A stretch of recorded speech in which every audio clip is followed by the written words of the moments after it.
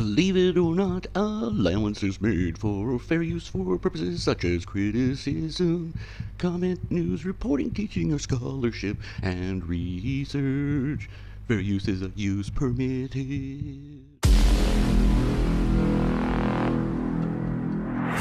Topics covered in this may be sensitive to some viewers. It touches on social conspiracy theories, racial tropes, political themes, and those things of religious and spiritual nature. Some scenes may contain violence, a lot of it by Ralph Hinckley. Some may question their existence after seeing just how weird this gets. Enjoy.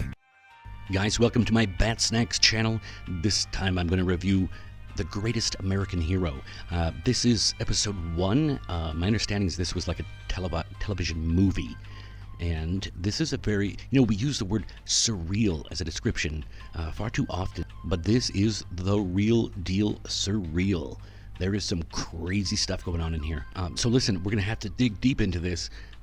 Let's just do it. I tell you what, I'm going to look for, I love anachronistic language when they're, actually, I'm just going to highlight anything wacky that gets said, or interesting, or a clue, or something we might take. How about fun facts? I don't know. If you see this little sticker, that's going to be a fun fact. I'm going to be putting on a side here. I think it's white with a black text. Things that could be gaffes, but wait a second. Are they mysterious clues to tell us the whole story?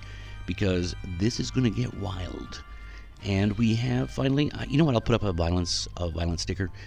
It's usually going to be Ralph Hinckley and his temper, and so we'll just do that. This is from about I think around 81 to 83. So this is a strange time because, the peak baby boomers went from hippies to yuppies, the young urban professionals. Now they're 30-something, and this is not really 80s pop culture, which doesn't really come along until, well, here's the way to break them up. Until you hear synthesizer music, it's not quite 80s pop culture. This still uses the old horn. I should have a horn warning because, damn it, they really blast the fucking horns in these things. But yeah, they're still using old 70s music, background music. Yeah, so we're post-disco. We're pre-new wave. And let's just get into it, guys.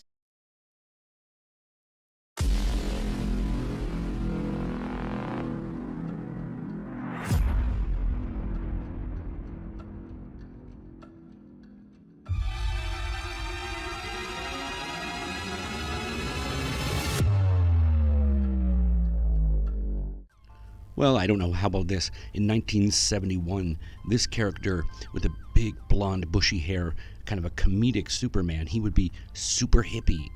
This super show will return in a minute.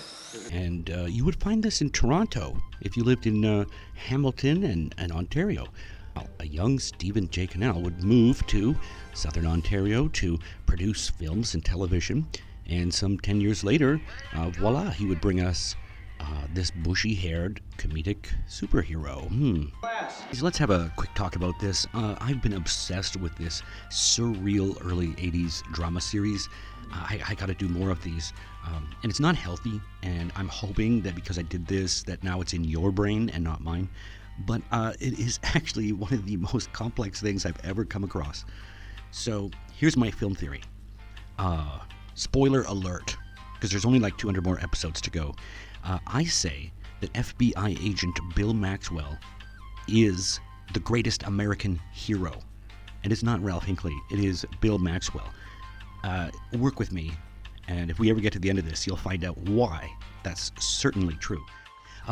Next up, I don't believe these are space aliens. And it gets right creepy towards the end. But if you notice throughout this episode, we don't have any reason to believe that they are like physical creatures from another planet, but nope, I have a film theory that these are angels or demons. I'm not going to say what. Let's not spoil everything, but they're probably bad.